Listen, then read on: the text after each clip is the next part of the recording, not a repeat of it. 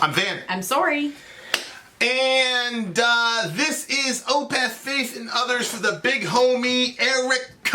With a K. Not Erica. Eric. With a K. Correct.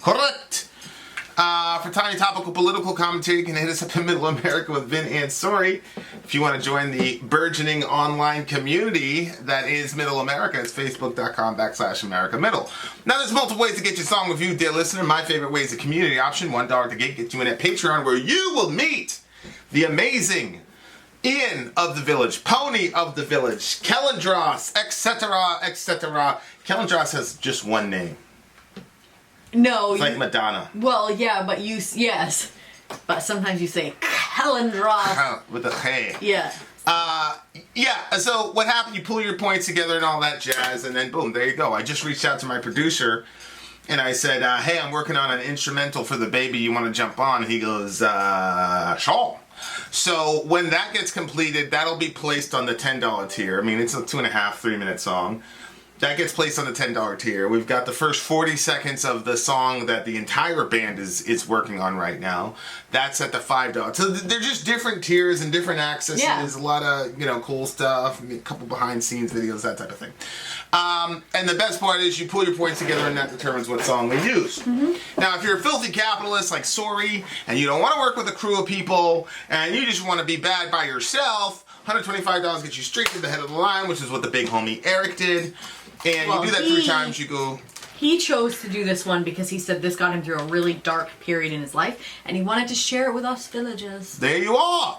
So yeah, he's not a filthy capitalist, obviously, but Sori is. You do that 3 times, you get bumped down to a $75 rate. This is the big homie Eric's band. Opeth, Faith in Others, let's go. All right, here we go.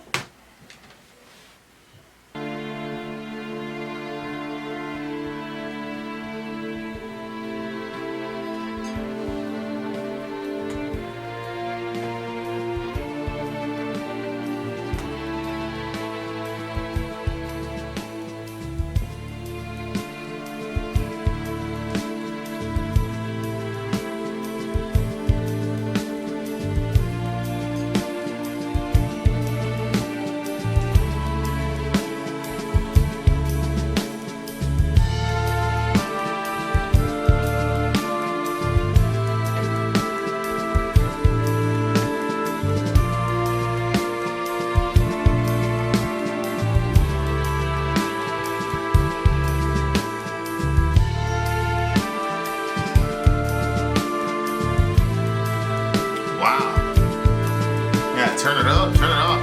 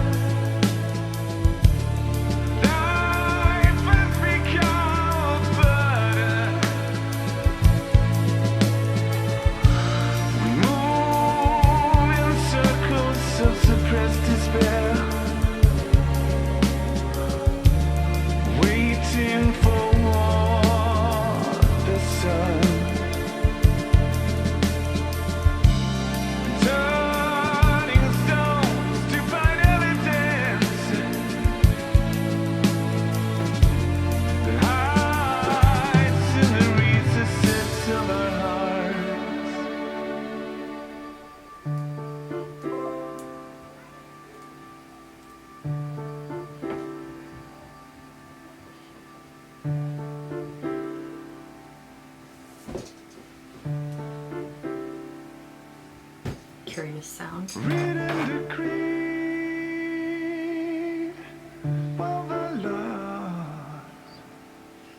Carry no faith in the cross and the cold years are coming for the victims of longing. Out through the doors of starvation, into the rain nation where the bitter winds are singing for the victims of longing.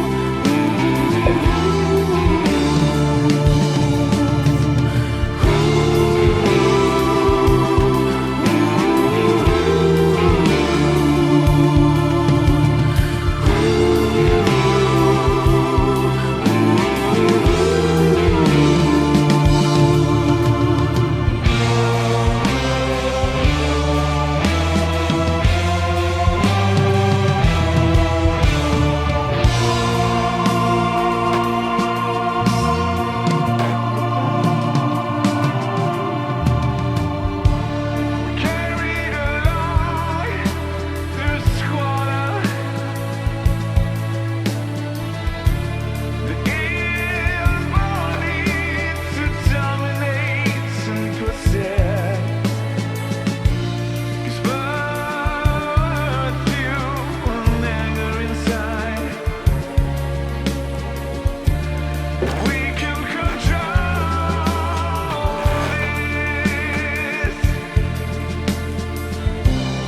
Blood of departure in our tracks, dripping from our empty vessels.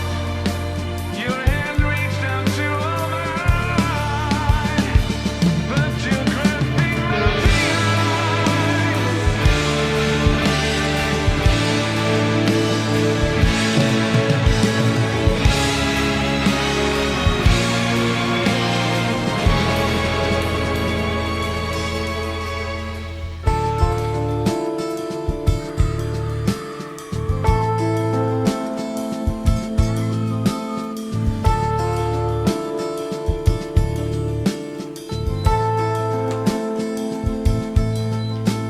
Asleep in the rain,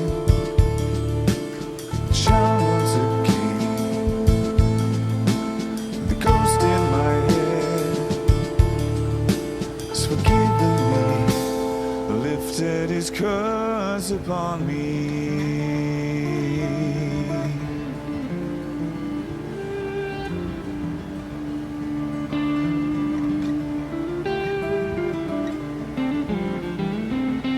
Wow.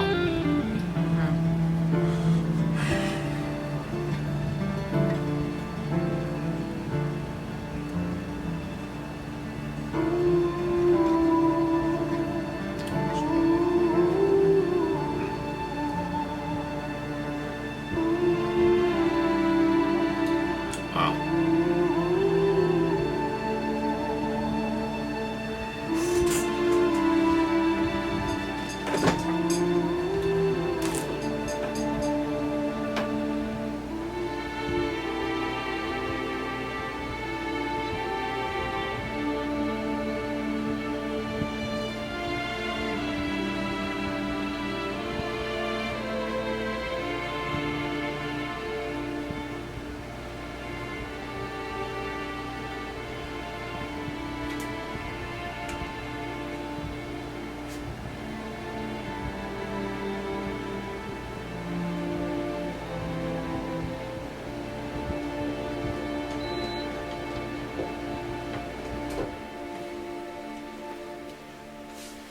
Wow.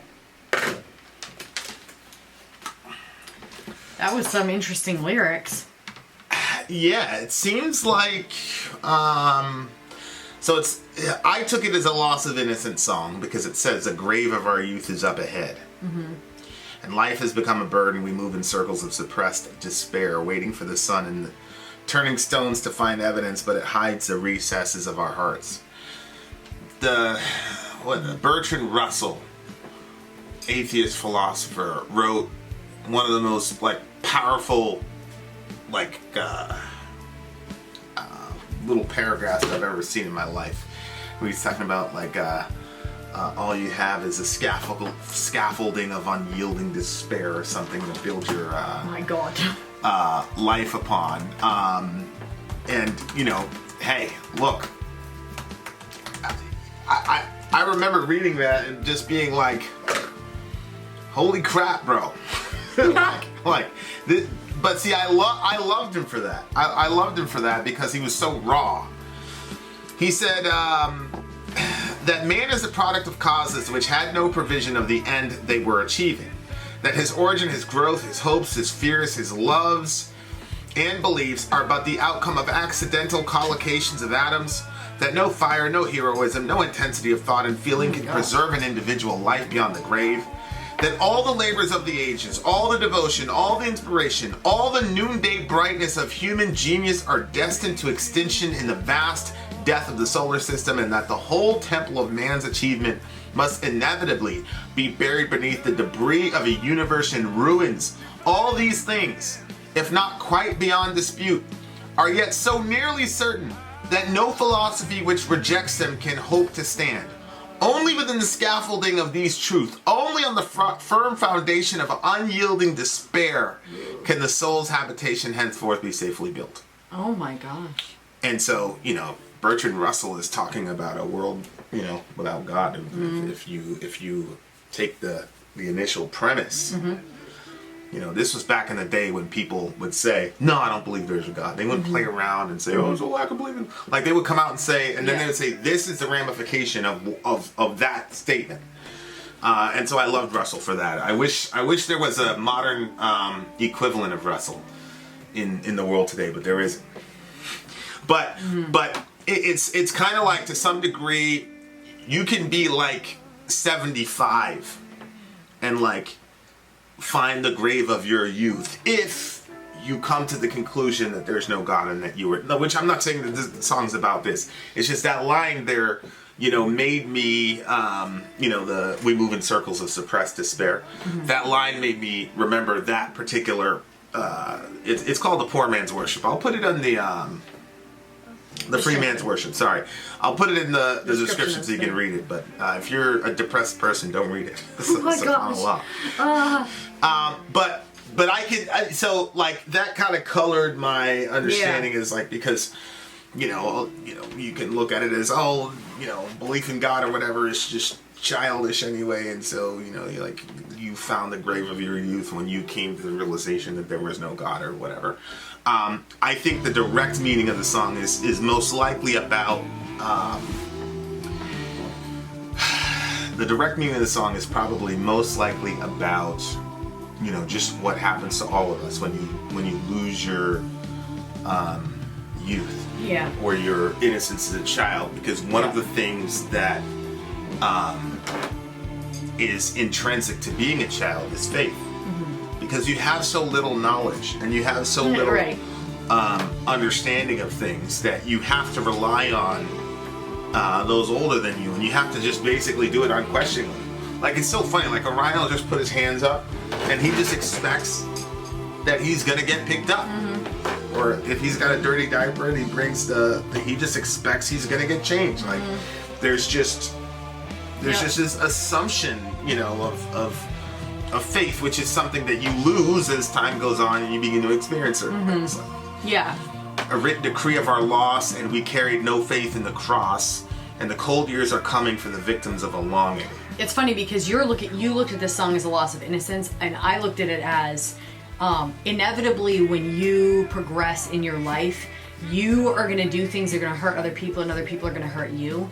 And you have to face those things. That's who you are, and that's what you've done. And so when it said, the grave of our youth is up ahead, and life has become a burden, we move in circles of suppressed despair. To me, it was just the different things in your life and how that makes you feel, which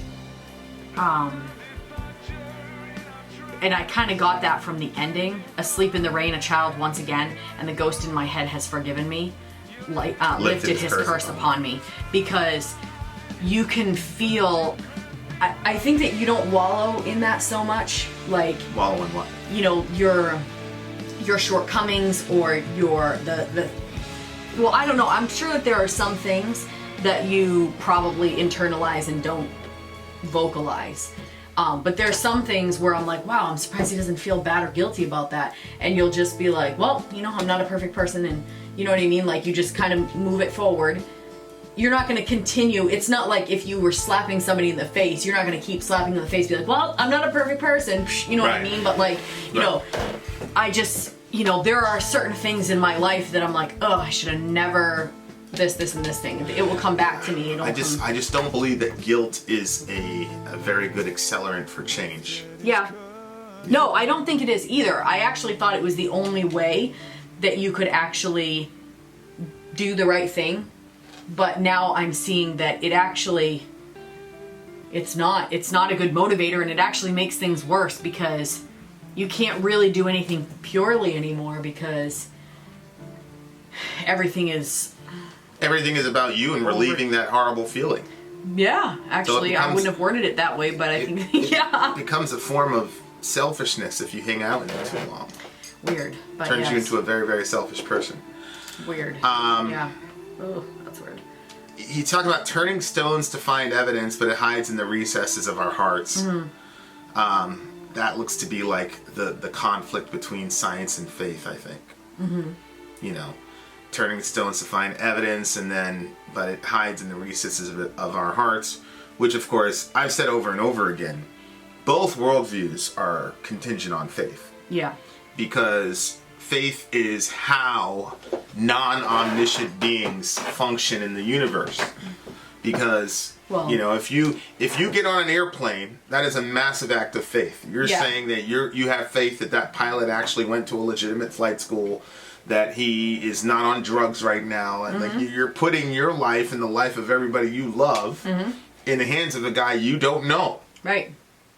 And you could say it's faith based on evidence. That's fine. It's still faith. You don't have absolute knowledge that you're going to land safely. Then you got to have faith in the mechanics of the plane, and you got to have faith in the wing, and you got to have faith in the... Right. You know, there's a lot of things that if you really, like, think about everything that could go wrong, you know, you'd probably say to yourself, what idiot would ever do that? You know, that's like... Oh, yeah. I've been in dangerous situations, but my thing was always, like, the flight over there. People are like, yo, how did you stay calm in this and that situation? I'm like, man, it was weird. And I don't know, maybe I was front-loading all the fear for the plane trip so that I could tell myself, like, okay, I've experienced all the fear that I'm going to have, and then, maybe, you know, now, because in the other situation, like, you know, like I was pretty fine.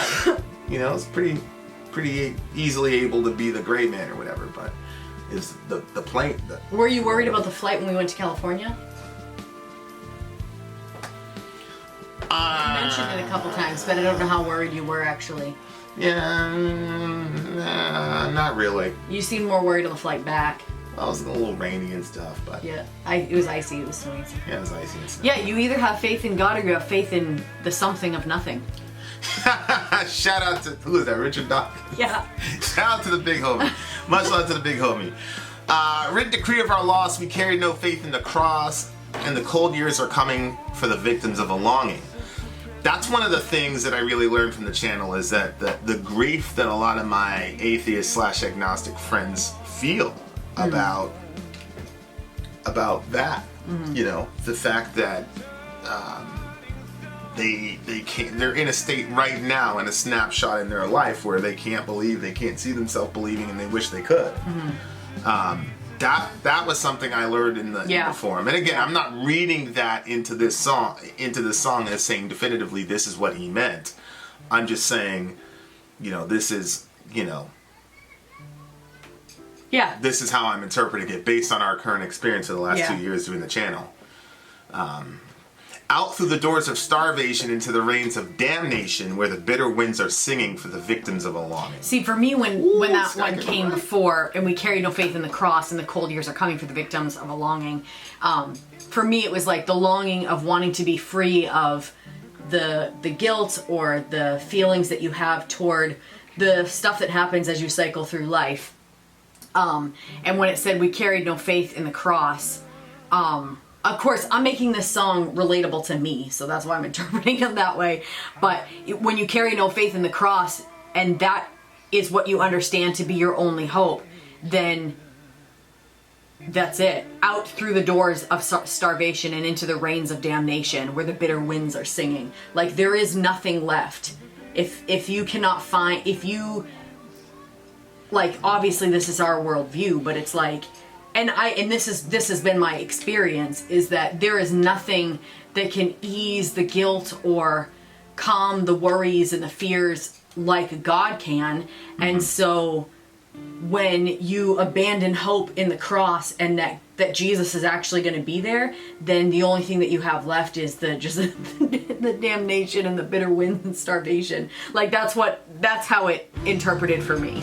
Yeah. If I literalize no faith in the... See, I took no faith in the cross as just the Christian religion as a whole.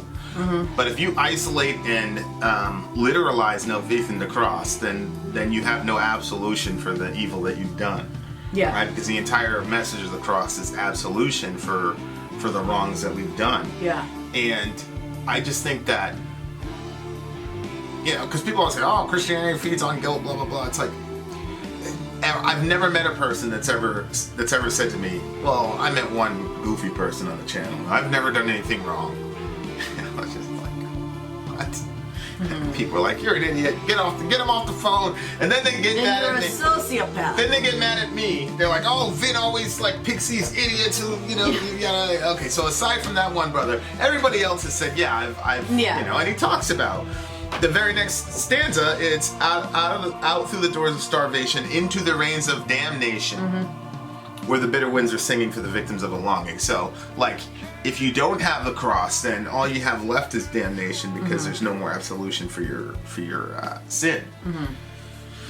We carried along through squalor with an inborn need to dominate and possess. It gives birth to an anger inside, and we can't control this. The blood of departure in our tracks, dripping from our empty vessels. Your hand reached out to hold mine, but you're grasping melting ice. Woo! I know. I too reacted on that. Hot fire, this man can write. Yeah. I think, everybody's got to do something to kind of give themselves purpose and meaning. Yep. And he's talking about an inborn need to dominate and possess. Please note, this brother's saying it's an inborn situation, not something he got from his environment. But yeah, I mean, it's a human experience, man. When you're going out there and you're trying about a bunch of stuff and you start to figure some stuff out, you end up with some real anger. He's got some real anger issues because domination, possession, things like that, it's never gonna hit the same emotional area that religion does. It just doesn't. They're poor substitutes. And I'm not saying that because... Well, I think that... Go ahead. No, go ahead. I think when he says it gives birth to anger inside and we can't control this, is because when you are trying to dominate and possess, like, you cannot dominate and possess enough to satisfy your need. Correct. Because if you're trying... If that need is supposed to be filled with something of God, and instead you're filling it with domination and possession, it's never going to be satiated. It's never going to be satisfied. Just like if you're thirsty and I keep giving you grapes, like, it's not really going to, like, it's a liquid, but it's not like you need a glass of water, and you really, you need that. And so I think that with an inward need to dominate and possess, like, it ends up making you more angry because you thought, like, so this is maybe a little weird example, but when I was pregnant with Selah and I had Selah, I was trying to do the delivery completely naturally, and they said, oh, we have like these saline solution shots that we can shoot into your back, and it's gonna alleviate the back labor that you're having. And I'm like, okay, great. So it's not a medication, it's completely whatever. So they came in and, like, they gave me these shots. It felt like 1,000 bee stings. It was like really bad pain on top of the pain I was already in because I was delivering, and it took it down like a smidge for like half a contraction, and then it went right back to where it was. So I did the whole thing for nothing, and it made me so frustrated. And so, like, I had to, like, try to just forget about it because I was already in this such an extreme situation. But the way that you can feel when you think that there's going to be some relief and then there isn't, it like can just bring up this real frustration. So if you think that your domination and your possession is going to actually make you feel less starved, less damned, and have sweeter wins, and it doesn't actually do that, then you feel more angry because you're like, you wanted out and you're not out. Well, the other thing is, like, especially if you're channeling that toward other human beings, Yeah. then you're going to be in a perpetual state of conflict. Yes. Because even if the person allows that to happen, there's going to be some sort of tension either way. And that's the thing, is like, we were created to be equals with one another, and so when you have these structures or people that want to dominate other people, then you're going to create a war and conflict, and some people get angry that other people won't let them dominate them. It's right. very, very, and then other people get angry because people are too easily down. So they're just a lot of things that create an angry life in that type of way. But what's interesting is, he talks about your hands reach out to mine, but you're grasping melting ice, which is sort of like his. He's losing himself, as the years go by. And what's interesting is the last sort of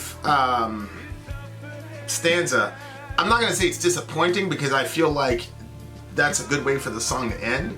But I didn't see enough between the melting ice and the... I agree. Asleep in the rain, child once again. Like, what the hell happened? How did that happen? You see what I'm saying? Like, how did that happen? But I feel like that is the perfect way to end it. Asleep in the rain, a child once again, the ghost in my head has forgiven me. Which, to me, I thought was one of the most brilliant lines I've heard. We've had some doozies as far as brilliant lines go. Because, like, the ghost in his head is his inner child, right? Because he's talking about the grave of his youth. So the ghost in his head is this inner child who he has somehow reconciled himself to himself with. And, a lot of people take the inner child thing, they think it's funny, it's psychobabble, yada, yada, yada. Say what you want, man. Say what you want, but it's real. Like I'm working, trying to work stuff out with my dad. Shout out to the big homie, happy birthday. And I was having a conversation with my older brother about it yesterday. It's such a weird thing. So, like, it is, and maybe, between the melting of the ice and all that and the sleep in the rain, maybe he had an epiphany. Because that happens. Like, although, in my life, if I wrote an autobiography, I could write it both ways. I could write it to where it seemed like a random thing, as far as me and my dad goes, or I could write it as like there are details that even we are not aware of that create changes. There are very few times when just a random epiphany happens and a person completely course corrects. There's usually a lot of subtle details that we miss that change us. So so it could have went there, but I thought it ended like that. That ending is perfect, and you do like the inner child of yourself that you left behind or abandoned or whatever. You gotta kind of forgive yourself to some degree. What do you give the song? So sound-wise, I usually like their songs more.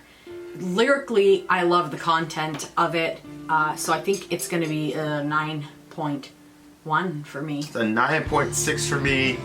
I loved all the transitions, working in a band now. Obviously, I've been saying this over and over again. I just have so much more appreciation for, what folks are doing. Yeah, so, for sure. I love the lyrics. I love the way the song ended. It did not feel like 7 minutes or however long it was. Really, really good song. Thank you very much, Eric. Thank you, Eric. Eric, we got Bertrand Russell down there, so we'll put that down there and have a good day. When you're scaffolding of unyielding despair. Vin out. Sorry, out. Gone.